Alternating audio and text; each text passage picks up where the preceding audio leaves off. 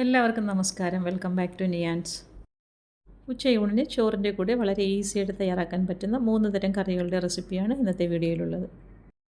Video ഇഷ്ടമായ like ചെയ്ത് subscribe ചെയ്ത് സപ്പോർട്ട് ചെയ്തേക്കും.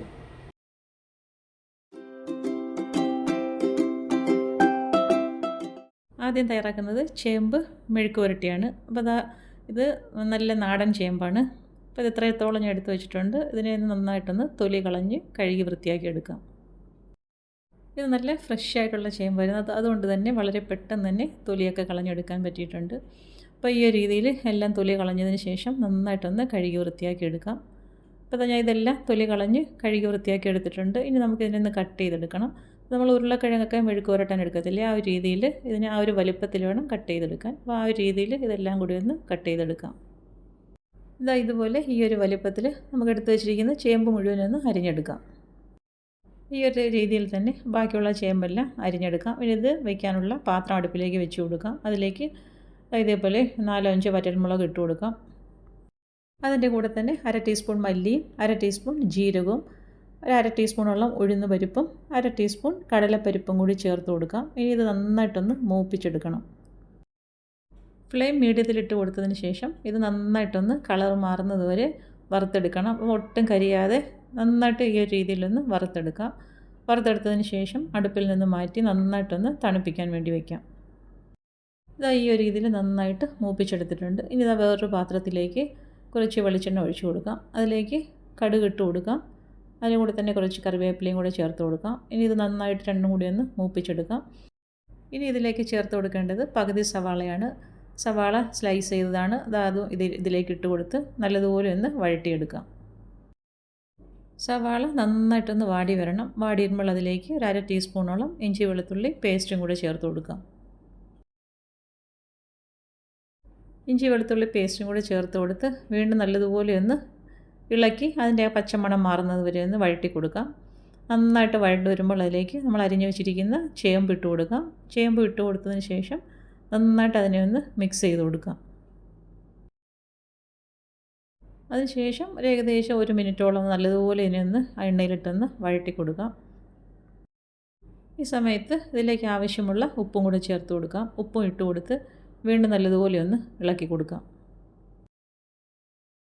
ഇട്ട് കൊടുത്ത ഉപ്പും ചേർത്തെല്ലാം കൂടി നല്ലതുപോലെ ഒന്ന് മിക്സ് ചെയ്ത് കൊടുത്തതിന് ശേഷം ഇനി ഇതിലേക്ക് വേകാനുള്ള വെള്ളം ഒഴിച്ചു കൊടുക്കാം. അപ്പോൾ ചൂടുവെള്ളം വേണം ഒഴിച്ചു കൊടുക്കാൻ.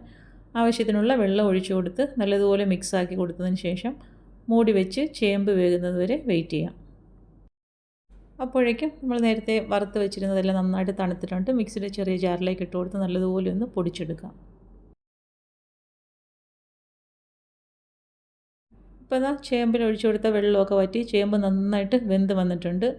ഇതേപോലെ നല്ലതുപോലെ ഒന്ന് ഇളക്കി കൊടുത്ത് വെള്ളം നന്നായിട്ട് വറ്റിച്ചതിന് ശേഷം നമ്മൾ പൊടിച്ച് വെച്ചിരിക്കുന്ന ആ പൊടി ഇതിലേക്ക് ഇട്ട് കൊടുക്കാം. ഇപ്പോൾ വെള്ളമൊക്കെ വറ്റി ചേമ്പ് നന്നായിട്ട് ഡ്രൈ ആയി വന്നിട്ടുണ്ട്. ഇത് നമ്മൾ പൊടിച്ച് വെച്ചിരിക്കുന്നത് അതിലേക്ക് ഇട്ട് കൊടുക്കാം. അത് ഇട്ട് കൊടുത്തതിന് ശേഷം വീണ്ടും നന്നായിട്ടൊന്ന് ഇളക്കി കൊടുക്കാം. ഇനി ആ മസാല ചേമ്പിൻ്റെ എല്ലാ ഭാഗത്തും നന്നായിട്ട് പിടിക്കത്തക്ക രീതിയിൽ നല്ലതുപോലെ ഒന്ന് ഇളക്കി കൊടുക്കാം. ഏറ്റവും ഒടുവിലായിട്ട് കുറച്ച് വെളിച്ചെണ്ണയും കൂടി ഇതിലേക്ക് ഒഴിച്ചു കൊടുക്കാം. വെളിച്ചെണ്ണ ഒഴിച്ചു കൊടുത്ത് വീണ്ടും നന്നായിട്ടൊന്ന് മിക്സ് ചെയ്ത് കൊടുത്തതിന് ശേഷം ഫ്ലെയിം ഓഫ് ചെയ്ത് കൊടുക്കാം. ചേമ്പ് മെഴുക്ക് പുരട്ടി ഈ ഒരു രീതിയിൽ ഒരു തവണ ഇങ്ങനെ ഒന്ന് ചെയ്ത് നോക്കൂ. സൂപ്പർ ടേസ്റ്റാണ്. ഇനി കുറച്ച് മഷ്റൂമാണ്. നമ്മൾ പാക്കറ്റിൽ വാങ്ങിക്കുന്ന മഷ്റൂമാണ്. ഇതേപോലെ അത് ഈസി ആയിട്ട് നമുക്ക് തയ്യാറാക്കി എടുക്കാൻ പറ്റുന്ന ഒരു ഐറ്റമാണ്. ഇതേപോലെ ചെറിയ രീതിയിൽ ഒന്ന് കട്ട് ചെയ്തെടുക്കാം. ഇത് നമുക്ക് വേണമെങ്കിൽ ഇരുമ്പില്ലാതെ കത്തിയില്ലാതെ തന്നെ കൈ വെച്ച് തന്നെ ഇങ്ങനെ മുറിച്ചെടുക്കുകയും ചെയ്യാം. അപ്പം കനം കുറച്ച് ഈ ഒരു രീതിയിൽ എടുത്ത് വെച്ചിരിക്കുന്നതെല്ലാം കട്ട് ചെയ്തെടുത്തിട്ടുണ്ട്. ഇനി ഇതിലേക്ക് ഒരു പച്ചമുളകും കൂടി അരിഞ്ഞിട്ട് കൊടുക്കാം. ഇനി ഇതിലേക്ക് ചേർത്ത് കൊടുക്കുന്നത് ചെറിയ ഉള്ളിയാണ് മഷ്റൂമൊക്കെ വയ്ക്കാൻ ഏറ്റവും നല്ലത്. അപ്പോൾ നമുക്ക് ആവശ്യമുള്ള അത്രയും ചെറിയ ഉള്ളി വളരെ ചെറുതായിട്ട് അരിഞ്ഞിട്ട് ഇതിലേക്ക് ചേർത്ത് കൊടുക്കാം. ഇനി വെക്കാനുള്ള പാത്രത്തിലേക്ക് ആക്കി കൊടുത്തതിന് ശേഷം ആവശ്യത്തിനുള്ള ഉപ്പും കൂടി ചേർത്ത് കൊടുക്കാം. ഉപ്പും ചേർത്ത് കൊടുത്ത് അടുപ്പിലേക്ക് വെച്ച് കൊടുക്കാം.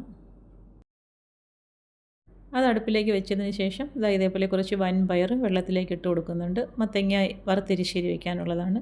വെള്ളത്തിലേക്ക് ഇട്ട് കൊടുത്ത് കുതിർക്കാൻ വേണ്ടി മാറ്റി വയ്ക്കാം. അപ്പോൾ വേകാൻ വെച്ചിരുന്ന മഷ്റൂം നല്ലതുപോലെ ഒന്ന് വെന്ത് വന്നിട്ടുണ്ട്. ഇനി നമുക്കിതിനെ തുറന്നിട്ടതിന് ശേഷം വെള്ളമൊക്കെ ഒന്ന് വറ്റിച്ചെടുക്കാം. അപ്പോൾ ഇതിലേക്ക് ഒട്ടും വെള്ളം ചേർത്ത് കൊടുക്കേണ്ട ആവശ്യമില്ലായിരുന്നു. അപ്പോൾ ഇതേപോലെ നന്നായിട്ട് ഡ്രൈ ആയി വരുന്ന സമയത്ത് കുറച്ച് വെളിച്ചെണ്ണയും കൂടി ഇതിലേക്ക് ഒഴിച്ച് കൊടുത്ത് നല്ലതുപോലെ ഒന്ന് ചിക്കി തോർത്തിയെടുക്കണം. വളരെ സിമ്പിളായിട്ട് തന്നെ ഈ ഒരു മെഴുക്ക് പുരട്ടി തയ്യാറാക്കിയെടുക്കാൻ പറ്റും. അത് വെളിച്ചെണ്ണയും കൂടെ ഒഴിച്ച് കൊടുക്കുക. ഒഴിച്ച് കൊടുത്തതിന് ശേഷം നല്ലതുപോലെ ഒന്ന് ഇളക്കി അടുപ്പിൽ നിന്ന് മാറ്റാം. മത്തങ്ങ എരിശ്ശേരി വയ്ക്കാനുള്ള ഒരു പീസ് മത്തങ്ങ എടുത്തിട്ടുണ്ട്. അത് തൊലിയൊക്കെ കളഞ്ഞ് നന്നായിട്ടൊന്ന് കട്ട് ചെയ്തെടുക്കാം. അപ്പോൾ കുക്കറിലാണ് ഞാൻ ഇത് തയ്യാറാക്കി എടുക്കുന്നത്. അപ്പോൾ അത്യാവശ്യം വലിയ വലിയ പീസസ് ആയിട്ട് തന്നെ ഇതിനെ ഒന്ന് കട്ട് ചെയ്തെടുക്കാം. ഉള്ളിലുള്ള ഈ ഭാഗമൊക്കെ കളഞ്ഞതിന് ശേഷം തൊലി കളഞ്ഞ് നന്നായിട്ടൊന്ന് കഴുകി വൃത്തിയാക്കി എടുക്കാം. വളരെ ഈസി ആയിട്ട് തന്നെ ഈ മത്തങ്ങ എരിശ്ശേരിയൊക്കെ നമുക്ക് തയ്യാറാക്കി എടുക്കാൻ പറ്റും. അപ്പം വേറെ കറികളൊന്നും ഇല്ലെങ്കിൽ തന്നെയും ചോറിന് ഇത് തന്നെ ധാരാളം മതിയാകും. അപ്പം ഈ ഒരു രീതിയിൽ മത്തങ്ങ വറുത്ത് എരിശ്ശേരിയൊക്കെ വെച്ച് നോക്കും, നല്ല ടേസ്റ്റാണ്. അപ്പോൾ ഇതേപോലെ ഞാൻ എല്ലാം തൊലി കളഞ്ഞ് വൃത്തിയാക്കി എടുത്തിട്ടുണ്ട്. ഇനി ഇത് അത്യാവശ്യം വലിയ പീസസ് ആയിട്ട് തന്നെ ഞാനൊന്ന് കട്ട് ചെയ്തെടുക്കാം.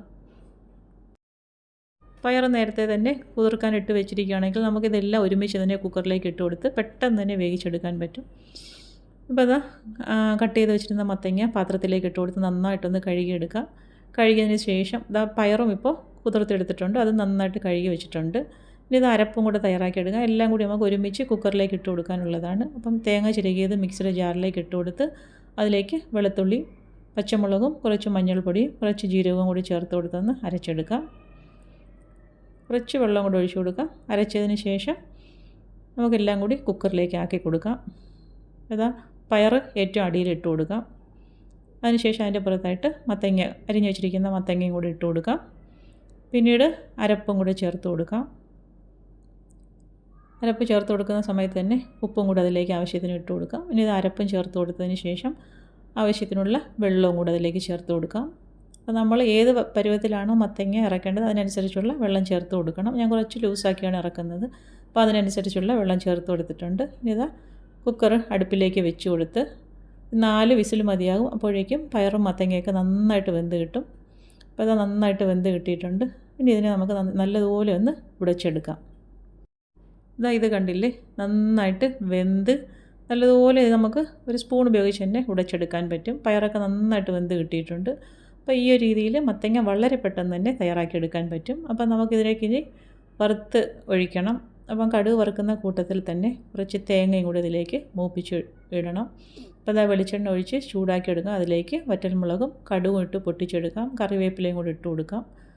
ഇനി ഇതിലേക്ക് കുറച്ച് തേങ്ങ ചിരകിയതും കൂടി ഇട്ട് കൊടുത്തൊന്ന് മൂപ്പിച്ചെടുക്കണം. അപ്പം അങ്ങനെ തേങ്ങ മൂപ്പിച്ചെടുക്കുമ്പോൾ നല്ലൊരു ടേസ്റ്റാണ്.